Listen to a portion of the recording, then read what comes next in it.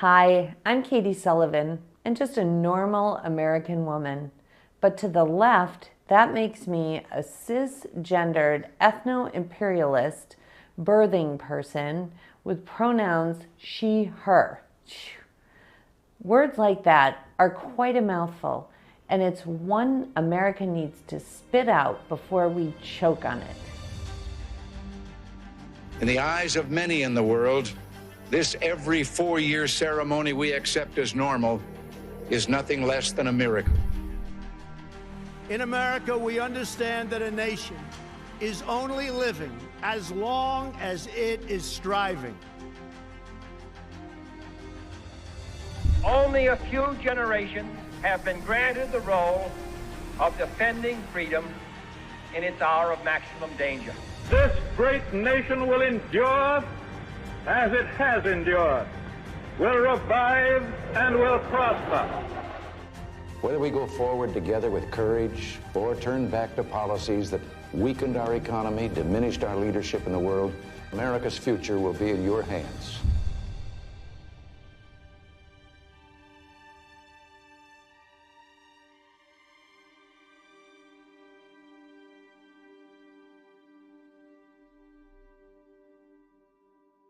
Bethany, are your children afraid of monsters in the attic or under the bed?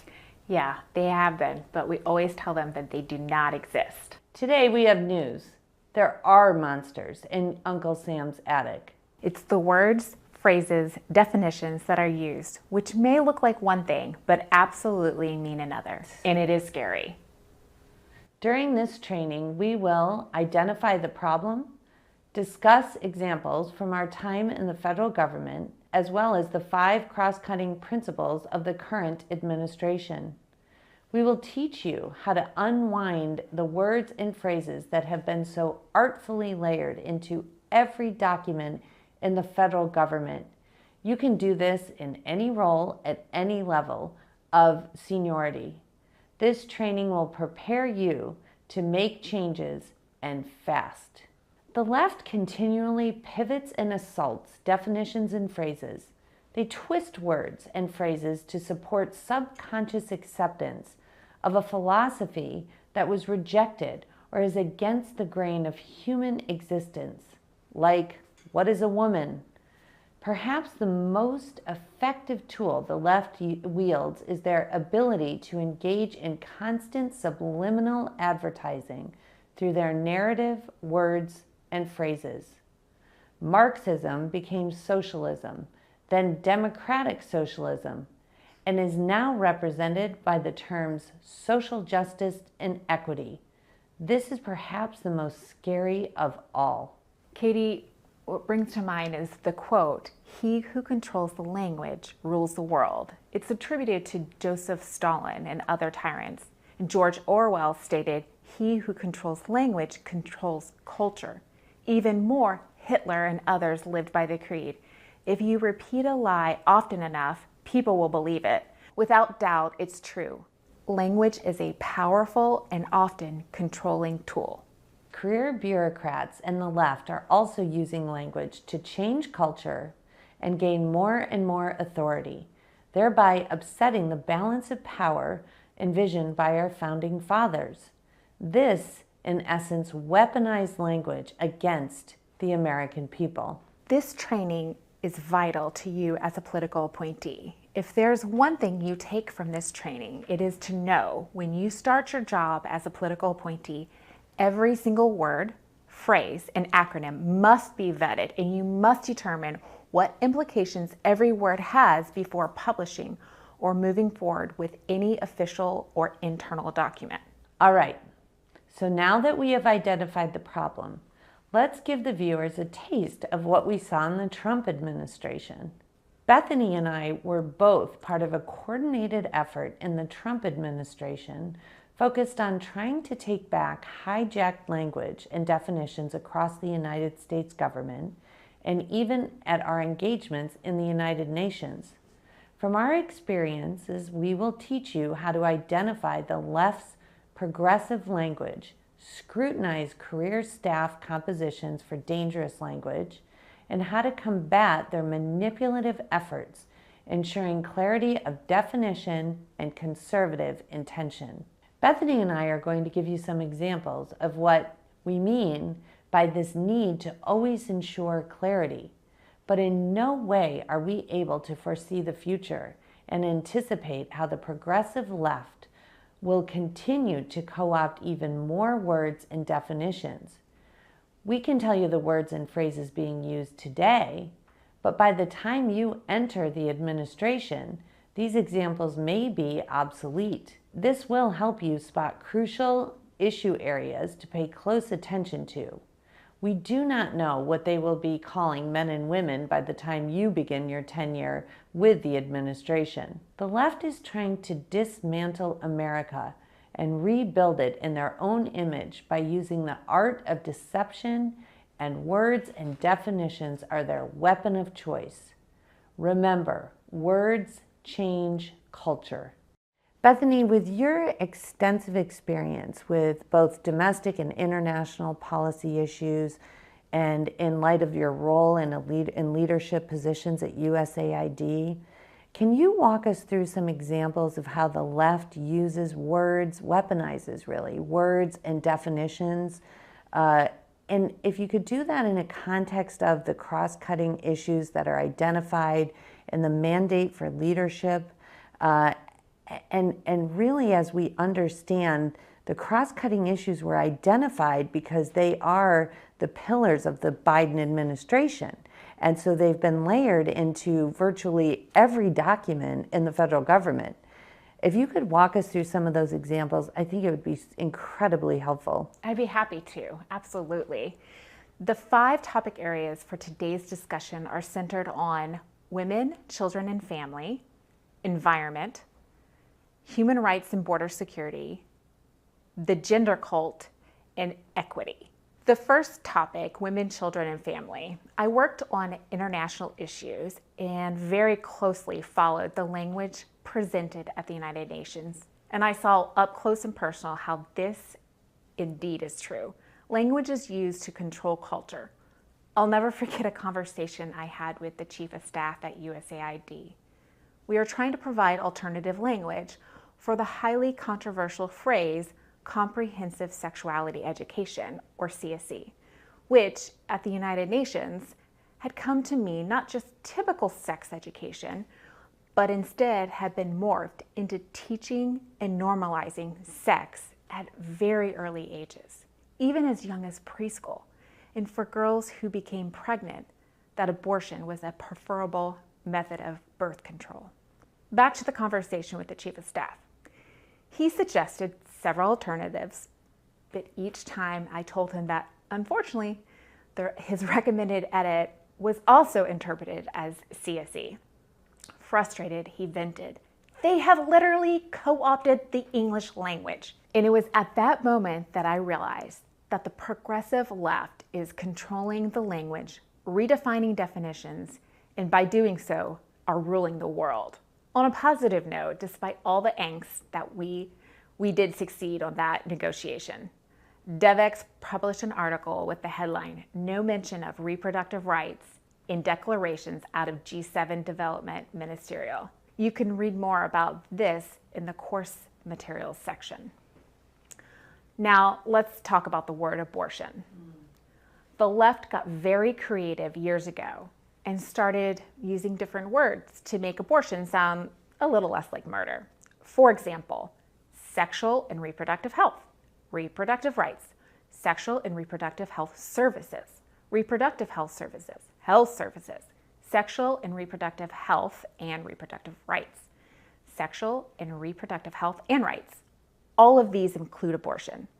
For years, we knew that the terms above that I just mentioned had been used and that they were code for abortion.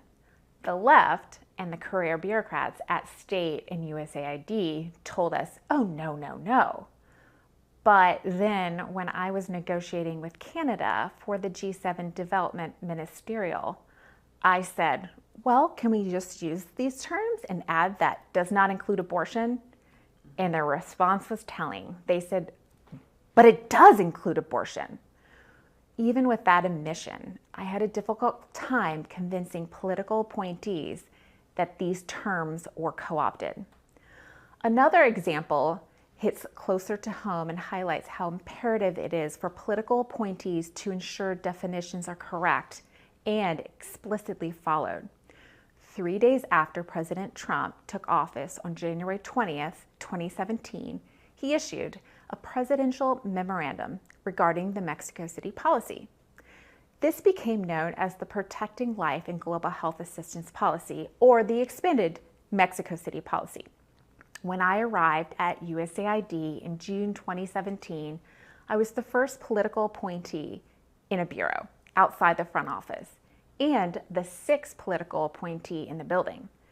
Despite President Trump issuing a presidential memorandum at the very onset of his administration to immediately change course and to protect life, even months later, his guidance was ignored.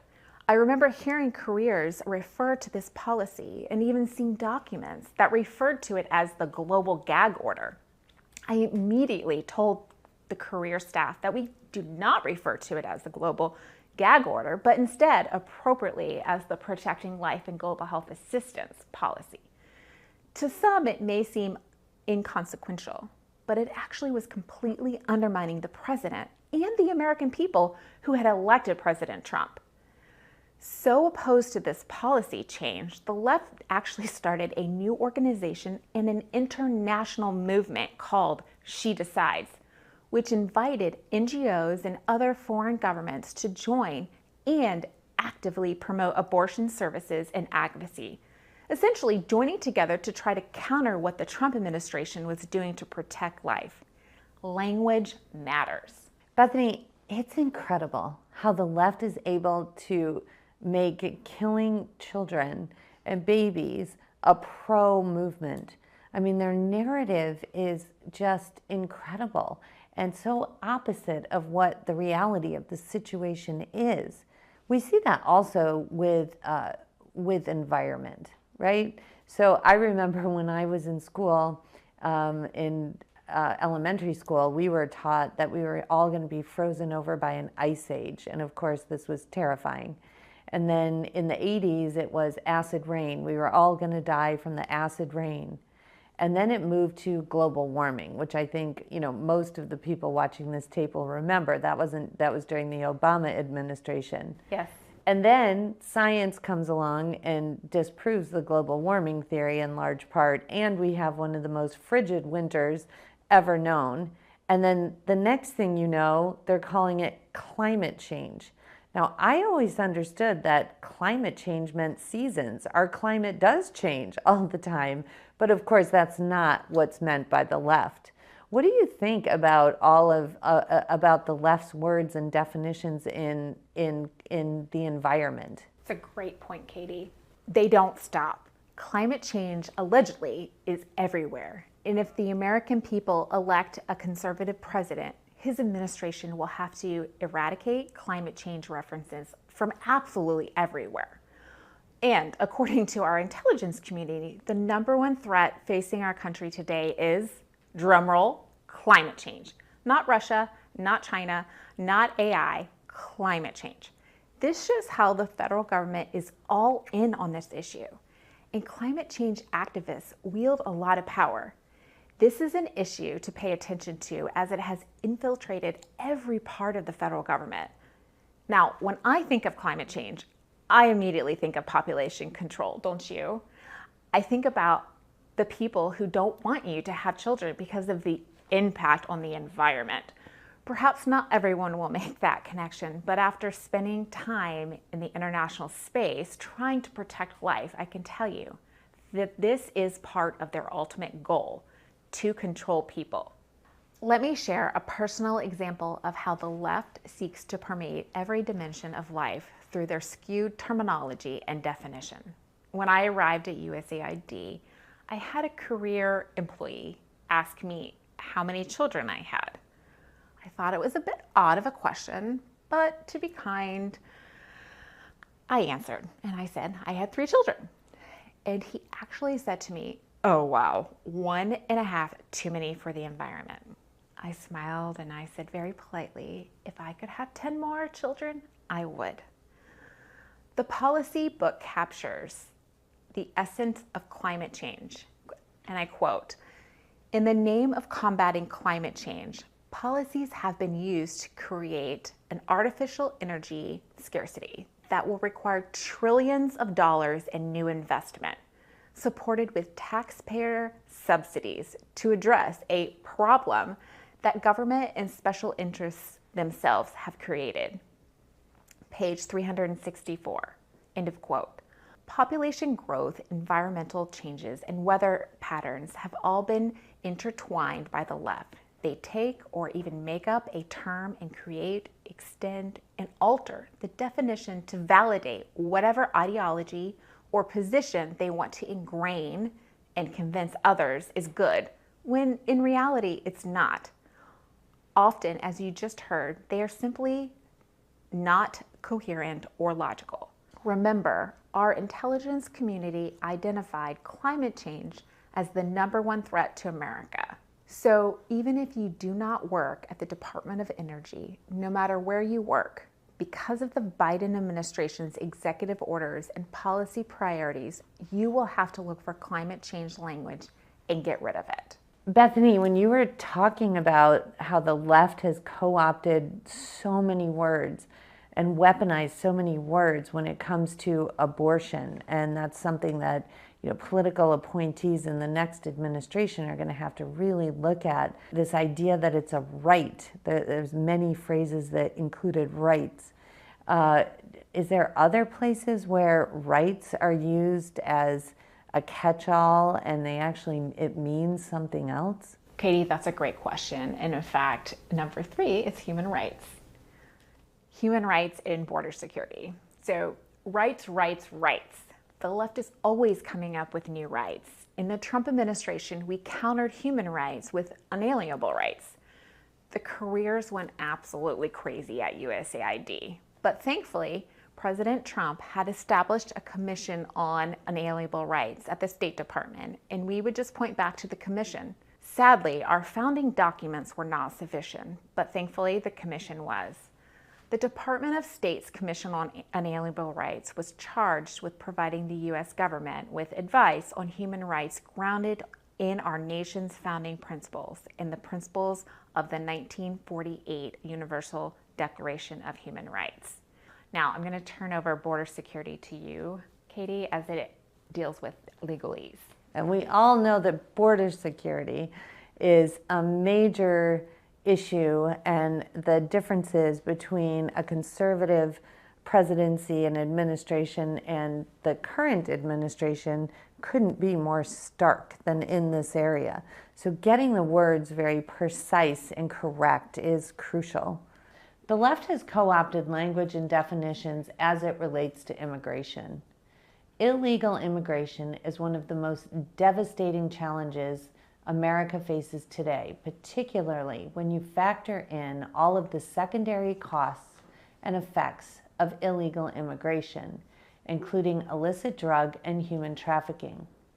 The left knows the American people oppose illegal immigration and understands its effects, so they have spent years using language designed to both conflate illegal immigration and legal immigration, the latter of which most Americans support, and soften the idea that illegal immigration is, in fact, illegal. It is a good bet that the left has focused group-tested the language it uses to cover up the horrors of illegal immigration. For example, when describing illegal immigration, the left likes to use words and phrases like undocumented immigrants and migrants. These terms are designed to sound softer and take the edge off the fact that these people are illegally in the United States. It is important to note that they specifically avoid using the word alien, which is the terminology used in federal law. To be clear, alien is not a negative or pejorative term. It is a legal term of art. It simply means that an individual is not a citizen of a particular country. Language matters here for a lot of reasons, but primarily because citizens of the United States have rights that others, including foreign nationals who are illegally on our soil, do not. If I had to guess, I would say that the left's attempt to wash away the term alien stems from their disdain of actual law, since they want to avoid discussion of what federal immigration law actually requires, which is everything they refuse to do, and their interest in washing away the overall value of citizenship. Remember, citizenship places a focus on nationality and sovereignty. The left has bought into the globalist vision of a borderless world, and their language choices reflect that. The left loves to say that illegal aliens are undocumented. Not only is that terminology not used anywhere in federal law, but it is clearly designed to soften the concept of illegality by making it seem like it's just a technicality. In other words, if you are undocumented, it makes it sound like you can be here legally, but you're missing a few pieces of bureaucratic paperwork. That is simply not the case. If an alien has not gone through the appropriate process for obtaining a visa to enter the United States or otherwise followed United States law to enter the United States, they are illegally here. Period. Hard stop. Calling illegal aliens undocumented immigrants is the intellectual equivalent of calling someone who breaks into your house in the middle of the night an undocumented homeowner. It is inaccurate, and it is designed to be inaccurate. The term migrants or migration are just as deceptive. The left likes to use migrants and migration not only because it sounds gentle, but it also creates confusion. When people hear these terms, they know deep down that migration is seasonal and circular. They think of birds or butterflies. They fly south, they fly north, and so on. And historically, we have had foreign nationals come into the United States for seasonal or agricultural work and then return to their home countries. It would be reasonable and accurate to refer to those individuals as migrant workers because they ultimately return home. But make no mistake, the current mass illegal immigration we are seeing as a result of the Biden administration's intentional actions is not migration, and these people are not migrants. It is an orchestrated invasion being led by the Biden administration in conjunction with the Mexican cartels. The bottom line is, we win or lose political fights based on language. If you let the other side of the debate set the terms of the debate, you've already lost. In the context of immigration specifically, we have to start using more accurate language to describe what is going on and pegging our language to existing law. If we can take back the language here and elsewhere, we will win more of these fights. So Bethany, I mean, these are some great examples. And another one that comes to my mind that has been completely co-opted by the left is gender. And I know you have so much experience in the history of your professional life in dealing with this. Where are we today on this issue and the language and the words and the definitions? Let's talk about the word gender. The word gender is no longer a polite way to refer to biological sex, male or female. The word now is completely toxic. It's no longer being used to mean male or female, but now how people identify, which is where we get this idea of gender identity. Katie, did you know that there are between 72 and 1,000 different kinds of gender? We should never use the word gender as conservatives. It's not specific and it's nonsensical. Instead, use the word sex or biological sex or male and female. And I don't care where you are in the administration, you will deal with the word gender. Speaking of sex, the next phrase that we're going to talk about is sex assigned at birth. Now, I just told you to use the word sex, and you may think that sex assigned at birth, that sounds great. Well, actually it's not. It's the left's attempt to change biological fact and to try to normalize their belief that biological sex can change. Unfortunately, many folks, including solid conservatives, have accepted this and don't understand the danger in using this term. In fact, some conservatives have even taken this term and changed it slightly, gender as revealed at birth. The left is infiltrating our conservative organizations, Christian schools, and even churches. We must always be on guard. And when a new term is introduced, ask, what is the genesis for this new term and why was it introduced? If you see the term sex assigned at birth, delete it and replace it with biological sex. The next issue under gender is pronouns. Don't fall into the progressive left's trap in regard to pronouns. Don't use them in email signature blocks, on LinkedIn, and absolutely do not ask people what their pronouns are on your first day on the job. When I was at USAID, managers were giving training and were told that when they have new staff or have a staff meeting, they should go around the room and ask everyone what their pronouns are. Katie, if that happened to you, what would you do? I think political appointees, Bethany, great question, need to expect that they are going to be tested by career staff the day they walk in. So that question, every political appointee should be prepared to deal with and answer, whether it's in a training. I don't think it'll take that long. It probably will be the first couple days on the job. So a political appointee is empowered. They are empowered because they are absolutely put in the position, whatever level it is, in order to implement the president's agenda.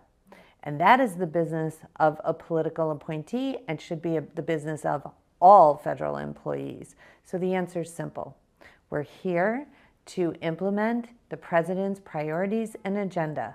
We are not here to discuss pronouns. The next topic is gender-affirming care. Gender-affirming care and what the Biden administration is promoting is absolutely infuriating, especially as for parents. We need to be protecting our children from these harmful, sterilizing puberty blockers, cross-sex hormones, and permanent genital mutilation. That's what gender-affirming care is, not care at all. The idea that gender is fluid is evil, and it is a major initiative of the Biden administration. It's layered into each and every office, document, task force, and funding priority. Perhaps most commonly known are the changes to Title IX, giving institutions, schools, control over children and their gender preference, working against parents, mandating boys compete against girls. This is all done with words. Words matter. Change the words, change the culture. Now, Katie, I know that you've written several wonderful pieces on equity and you've done a lot of research on this, and the Biden administration has infiltrated equity into everything. What are your thoughts on equity for the next administration? Well, it's a little heart-stopping, Bethany, and it's going to take a lot to rewind where we are right now with this, with the left's definition of equity and how that's layered into all federal government documents. Roger Severino states it perfectly in the Project 2025 Mandate for Leadership book.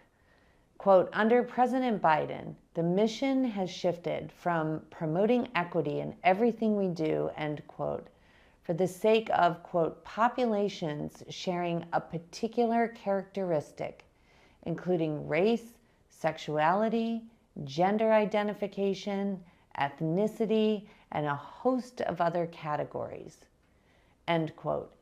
Equity no longer means all men are created equal, the cornerstone of our U.S. Constitution, but rather now mandates the government to dispense with unequal treatment in order to achieve what they believe to be equal outcomes.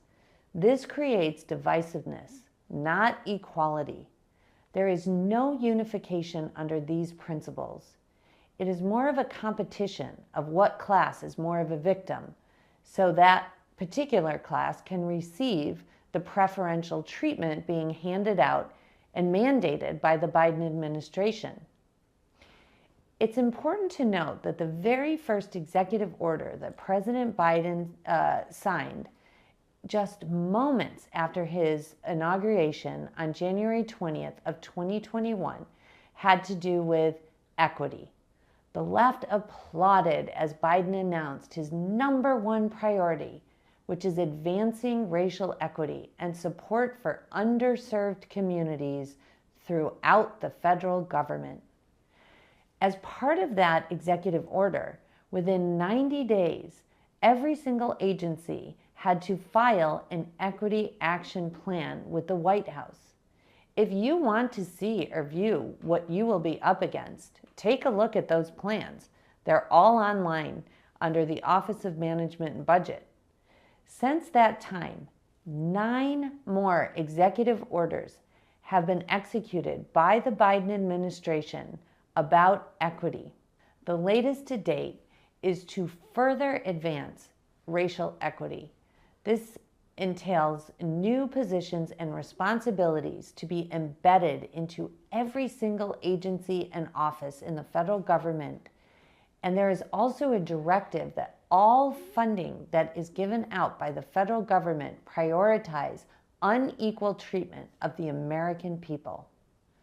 The noxious tenets of critical race theory and gender ideology should be excised from curriculum in every single public school in this country. So Katie, this is a lot to absorb.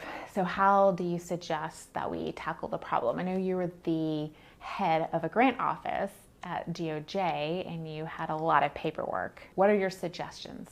Well, I found that developing a process for each type of document was crucial to reversing the words and definitions from the Obama administration. Here's an overall strategy to implement. First, look for any OMB, that's the Office of Management and Budget, White House Office of Management and Budget, guidance. You'll want to instruct career employees that you, whatever level you are, you want to be informed of all OMB guidance and how it is being implemented internally. Oftentimes, careers will just get an OMB circular or an OMB advice, and then they just go along and they either ignore it or they don't put it in. You want to be involved in the process. You want to say, every single thing that comes in, I want to make sure that it is actually being implemented. This can easily be handled at the senior advisor or even special assistant level.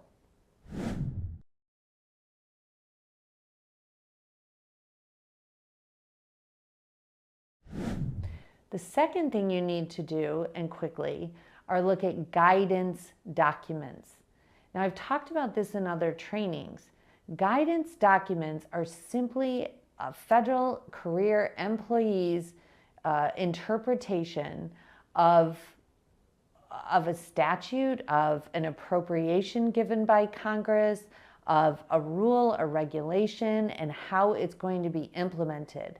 A guidance document is not binding. It is simply, in some ways, just their opinion.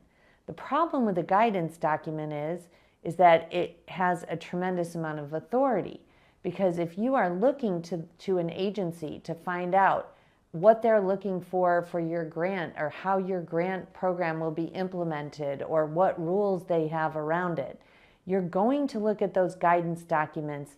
They end up with a tremendous amount of authority. It really ends up being the career's agenda being forced onto the American people.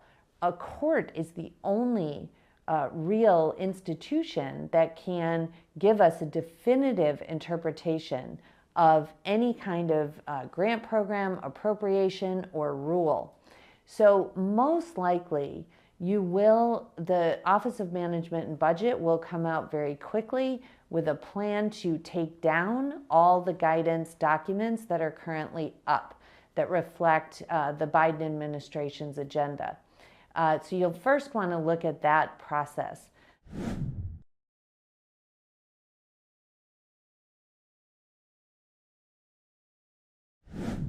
The second thing you're going to want to do, sort of the second layer, is to absolutely look at things that may not appear to be guidance documents, but are. For instance, one of the documents on our website was supposedly done by a Rutgers, professor, and so it looked like it wasn't actually career guidance. But when you really dug into the document, it was not part of any kind of grant program, and it really was just a career who asked a whole bunch of questions, and a Rutgers professor said yes. So it really, in the end, was a guidance document, and we brought it down. Another really frightening example when I was running the Office on Violence Against Women was a provision in the Violence Against Women Act about gender identity. And if you identified as a woman and you showed up at a woman's domestic violence shelter, you had to be accommodated. There were lawsuits, of course, about this as predators used that in order to gain entry into a place where there were vulnerable women. Seemed to me to be exactly opposite of the intention. Yeah, the intention of the Violence Against Women Act. In any event, it was directed toward just the Office on Violence Against Women programs. It was in the Violence Against Women Act. But in the Obama administration, the entire grant-making component of the Office of Justice programs, which I later went on to run, the head of that office actually wrote a guidance document that said that the provision in the Violence Against Women Act regarding to gender identity was intended to apply to every single DOJ grant program, that it wasn't limited to the Office on Violence Against Women. There was absolutely no indication that this was true, but you can see that just by getting that particular legislation passed and the way that the careers then interpreted it created a complete change in culture across the Department of Justice. The next step will be to read every single executive order. I would suggest that, starting with an assistant, a special assistant, a senior advisor, that you get every single executive order and put it in a binder and have that binder for the principal and make sure that it's flagged for them. There will be a lot of executive orders that come out, and some of them actually, and know this, repeal other executive orders. So you need to then pull the executive orders that are being repealed so you are very clear about what needs to be redacted. Now let's go back to that OMB tip that I gave, and just like that, you need to be part of the process that the careers are using to implement executive orders. During the Trump administration, I can tell you that executive orders were signed, fully executed, where all the guidance was given. You gave an example of this, Bethany, to our office, and I later found out that it was just simply ignored. It's not worth the price of the paper it's written on if your careers are not implementing what the president wanted.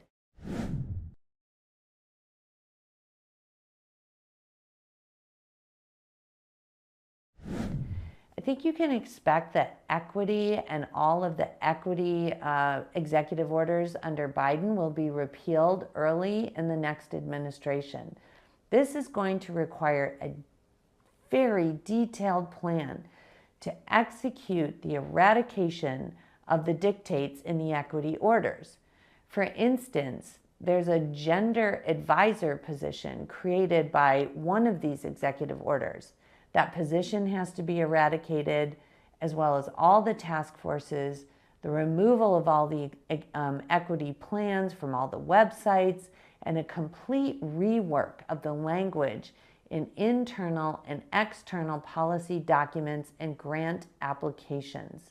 Which leads me to grants and rules and regulations.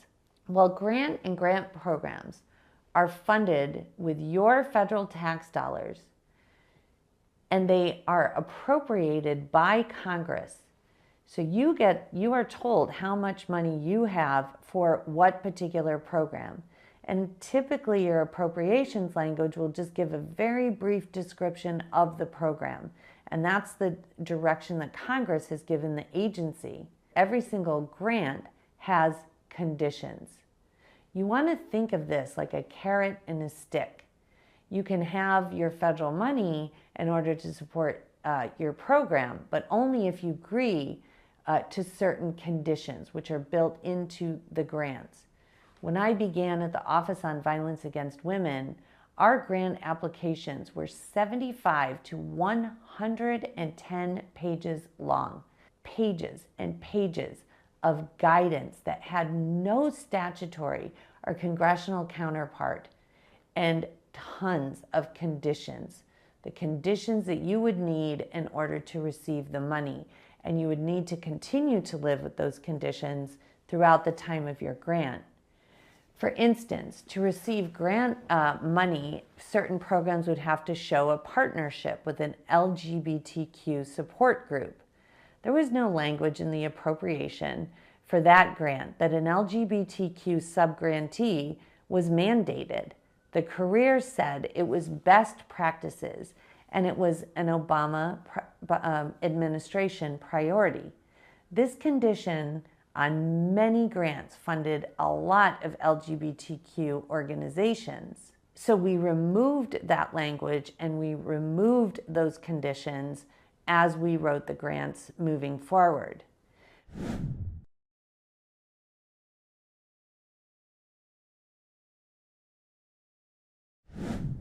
Rules and regulations also need ultimate political sign-off and a tremendous amount of political involvement.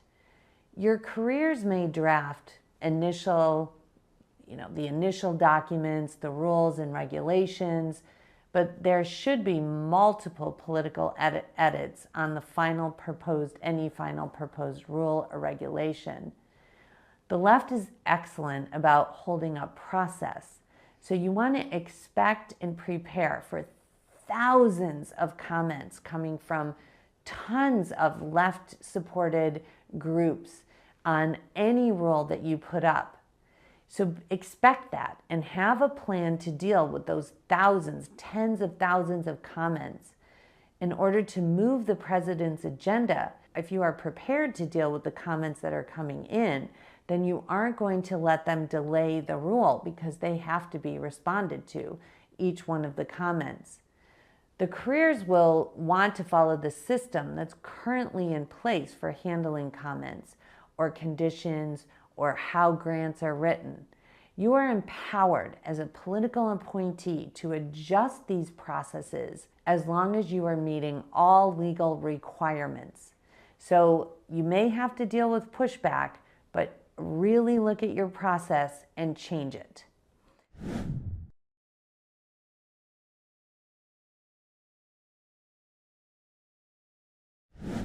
A tip here, in addition to the sheer volume of guidance and conditions to grants and explanations of proposed rules, is to ask careers to explain a grant program or the need for a rule in 2 sentences.